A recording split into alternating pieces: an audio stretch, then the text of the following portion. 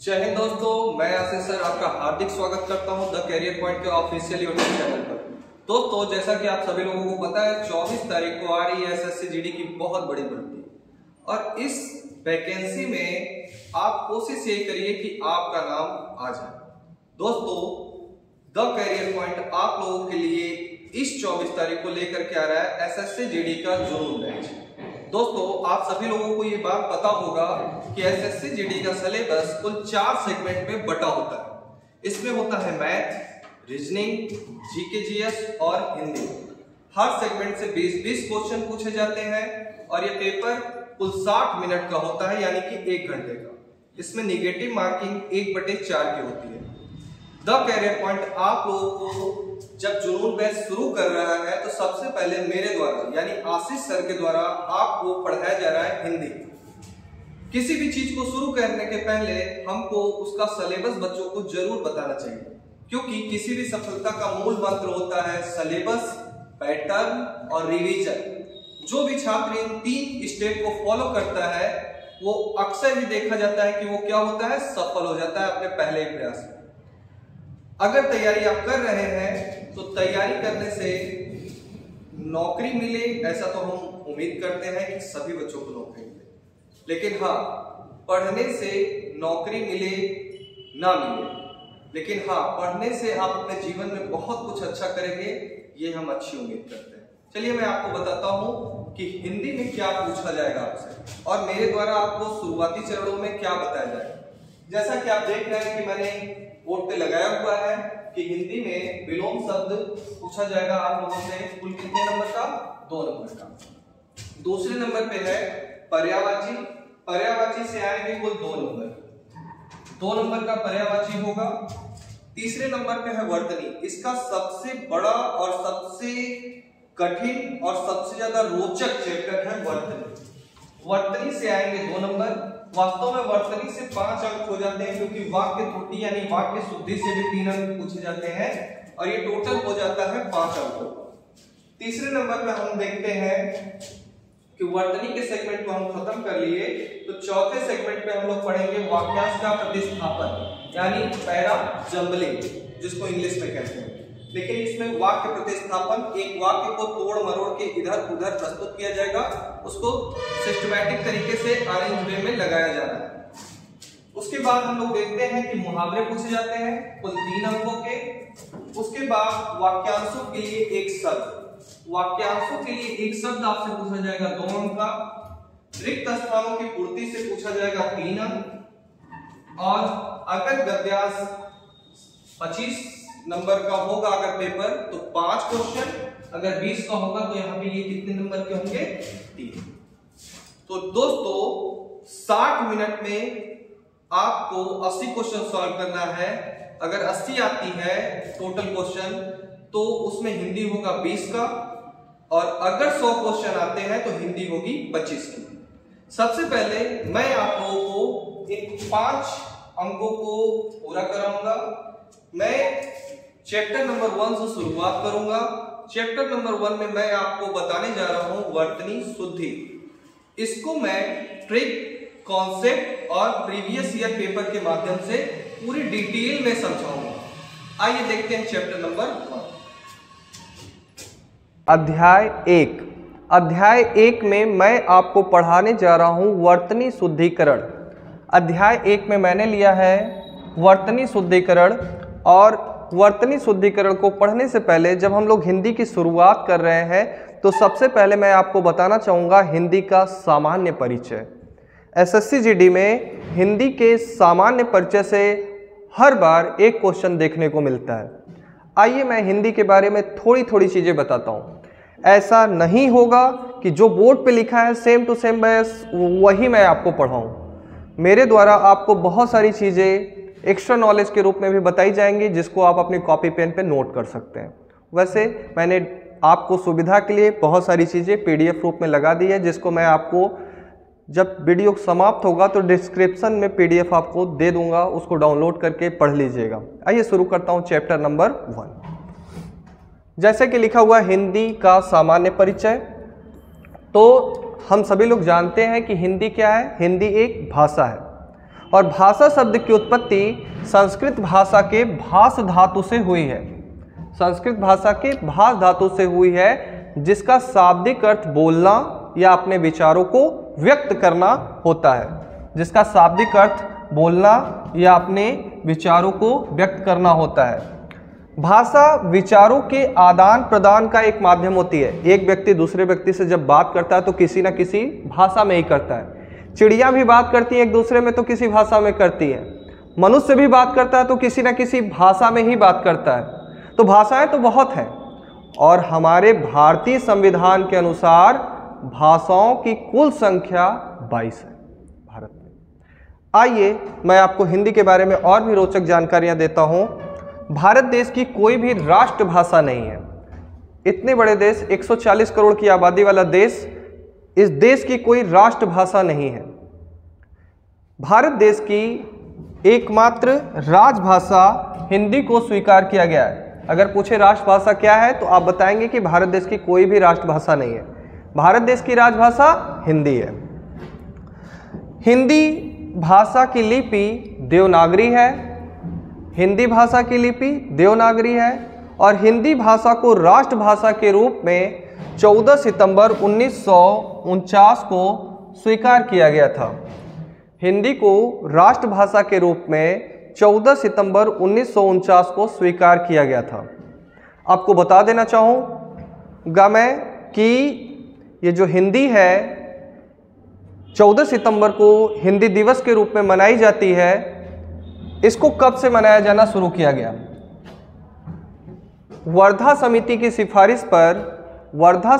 सिफारिश पर 14 सितंबर 1953 को ये डिसाइड किया गया कि 14 सितंबर को हर साल हिंदी दिवस के रूप में मनाया जाएगा। अर्थात 14 सितंबर ये निर्धारित कर दिया गया कि 14 सितंबर को हिंदी दिवस के रूप में मनाया जाएगा। 10 जनवरी 1975 को नागपुर महाराष्ट्र में प्रधानमंत्री इंदिरा गांधी थी। उनके आग्रह पर पहली बार भारत देश में नागपुर महाराष्ट्र में विश्व हिंदी दिवस के रूप में मनाया गया। पूरी दुनिया में हिंदी का बोलबाला करने के लिए विश्व हिंदी दिवस की शुरुआत की गई।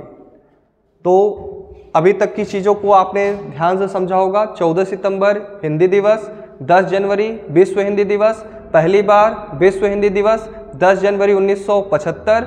हिंदी एक भाषा है। भाषा शब्द की उत्पत्ति संस्कृत भाषा के भास धातु से हुई है। भाषा विचारों के आदान प्रदान का एक माध्यम होती है। आइए आगे दिखाता हूं आपको। भाषा से संबंधित 3 दिवस अति महत्वपूर्ण होते हैं। 10 जनवरी विश्व हिंदी दिवस, 21 फरवरी अंतर्राष्ट्रीय मातृभाषा दिवस और 14 सितंबर हिंदी दिवस के रूप में मनाया जाता है। दोस्तों, हिंदी की उत्पत्ति किस भाषा से हुई? तो समस्त भाषाओं की जननी संस्कृत है। समस्त भाषाओं की जननी संस्कृत है और संस्कृत सबसे पहले टूटा पाली में, पाली से टूटा प्राकृत में, प्राकृत से टूटा अपभ्रंश में, अपभ्रंश 2 भागों में टूट गया। एक बना अवहट और एक बना हिंदी। अवहट की खोज आचार्य रामचंद्र शुक्ल ने की थी और ये जो हमारी हिंदी है वो संस्कृत का एक बिगड़ा हुआ रूप है। संस्कृत को तत्सम और हिंदी को तद्भव के रूप में जाना जाता है। संस्कृत के शब्दों में अशुद्धियां नहीं होती, हिंदी के शब्दों में अशुद्धियां होती हैं और उन्हीं को वर्तनी शुद्धिकरण के माध्यम से दूर किया जाता है। दोस्तों, अगर आप जानें एक्स्ट्रा नॉलेज में तो जो अपभ्रंश है सौर सेनी अपभ्रंश से ही हिंदी की उत्पत्ति हुई है। अगर ये वर्णमाला होता तो मैं आपको इसे पूरे डिटेल में समझाता। चूंकि मैं आपको वर्तनी शुद्धिकरण पढ़ा रहा हूं तो मैं इस पर ज्यादा चर्चा नहीं करूंगा। आइए आगे देखते हैं। दोस्तों, वर्तनी, अब हम आ जाते हैं अपने सिलेबस पे।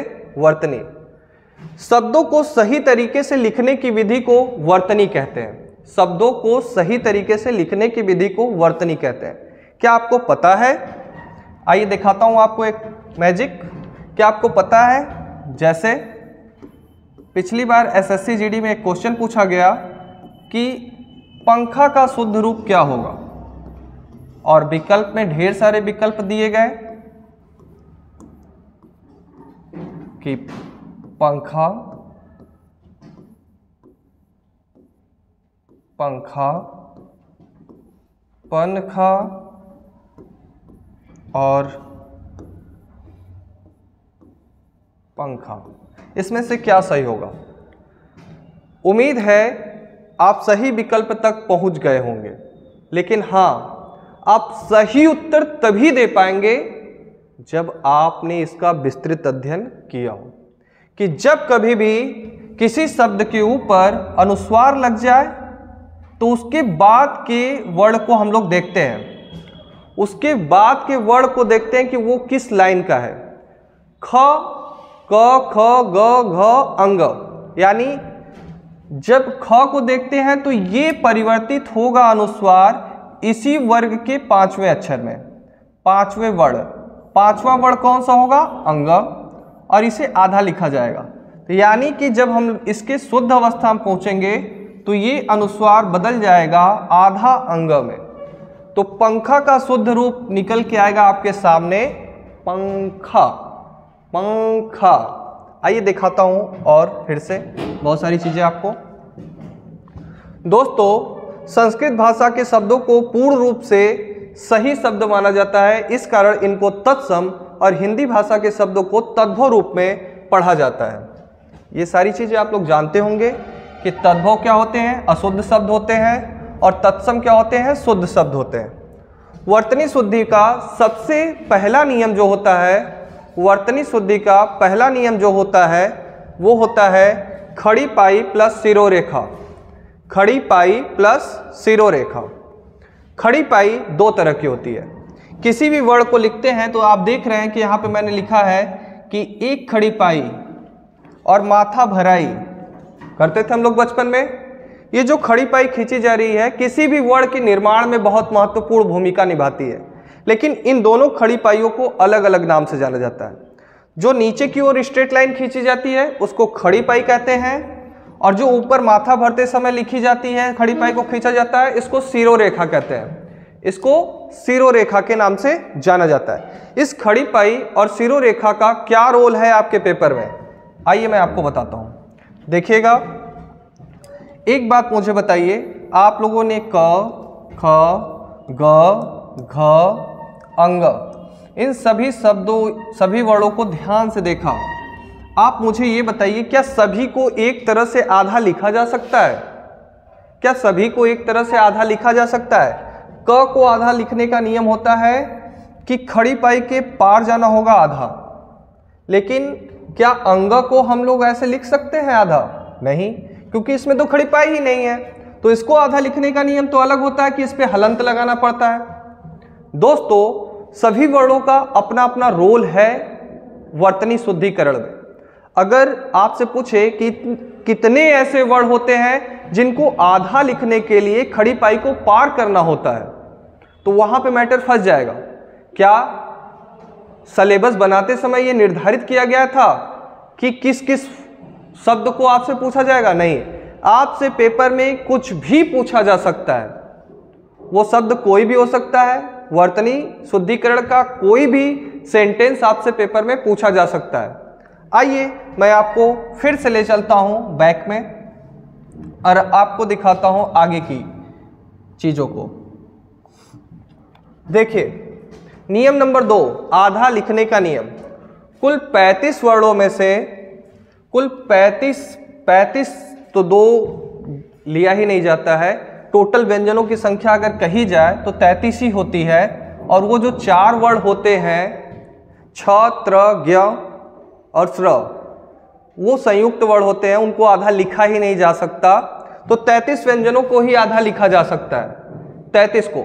एक बच्चे से मैंने पूछा कि इया को इमली ई को आधा लिख करके दिखाओ, तो वो आधा घंटा लिखने के बाद मेरे से बोला कि सर इसे आधा लिख दिया मैंने, ये हो गया आधा। तो क्या इसे आधा ऐसे लिखेंगे? वास्तव में उत्तर तो ये था कि स्वरों को आधा लिखा ही नहीं जा सकता। स्वरों को आधा नहीं लिखा जा सकता है। आइए दिखाता हूं आपको। जैसे कि 2, 22, 9 टोटल हो जाते हैं 33 वर्ड, और 33 वर्डों को आधा अलग अलग तरीकों से लिखा जा सकता है। दोस्तों बहुत सारे बच्चे सोच रहे होंगे वर्तनी शुद्धिकरण आशीर्वाद कैसे लिखे, ऐतिहासिक कैसे लिखे, कौशल्या कैसे लिखे, अहिल्या कैसे लिखे, जल्दी से बता दे, पूरा हो जाए, मैं भाग जाऊं। ऐसा नहीं हो सकता। अगर आप किसी चीज़ को पढ़ रहे हैं तो जब तक आप उसके तह तक नहीं पढ़ेंगे तो आपको नहीं आएगा। आरओ में ये चैप्टर 10 नंबर का, एसएससी जीडी में 2 नंबर का पूछा जाएगा। पूरा डिटेल में पढ़ेंगे तभी कर पाएंगे, नहीं जिंदगी भर तैयारी करते रह जाएंगे। आइए फिर से ध्यान से देखते हैं चीज़ों को, ठीक है। व्यंजनों में 2 व्यंजन ऐसे होते हैं जिनको खड़ी पाई पार करना पड़ता है आधा लिखने के लिए। जैसे क, टाइप करते समय आप आधा क टाइप नहीं कर सकते हैं, वो हलन के साथ ही आएगा। तो आधा क ऐसे लिखते हैं और फ को ऐसे लिखा जाता है। कहने का मतलब है पूरे 33 व्यंजनों में 2 ही ऐसे व्यंजन हैं जिनको आधा ऐसे लिखा जाता है। फिर दूसरे नंबर पे है ख,